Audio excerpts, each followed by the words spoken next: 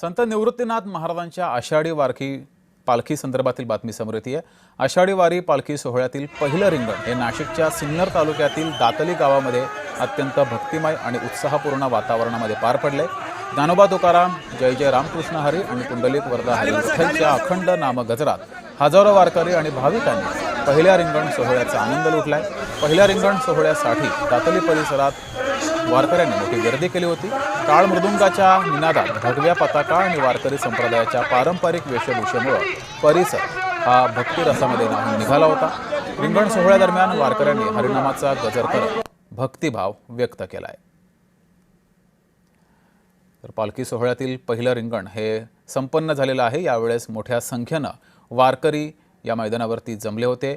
पहिल्या रिंगण सोहळ्याचा आनंद घेण्यासाठी वारकऱ्यांनी प्रचंड गर्दी केली होती। यावेळेस रामकृष्ण हरी या गजरामध्ये परिसर दुमदुमून गेला। संत निवृत्तीनाथ महाराजांची पालखी आणि पालखीचा पहिला रिंगण सोहळा याची देही याची डोळा डोळ्यात साठवण्यासाठी मोठ्या संख्येने वारकऱ्यांनी या ठिकाणी गर्दी केली होती। हा 400 किलोमीटरचा आमचा पंढरपूर जाण्याचा प्रवास आहे।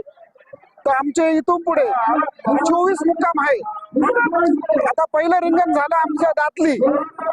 आता तो पहिला मुक्काम आमचा सिन्नर पासून तो येणं होणार आहे तो खंबाळ।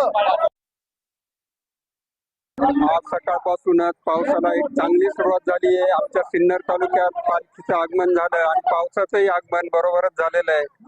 पांडुरंगाच्या चरणी एवढीच प्रार्थना करतो की महाराष्ट्रात ज्या पद्धतीने इतर ठिकाणी पाऊस चालू आहे तसाच पाऊस आमच्या सिन्नर तालुक्यात, नाशिक जिल्ह्यात आणि सगळीकडेच होऊ दे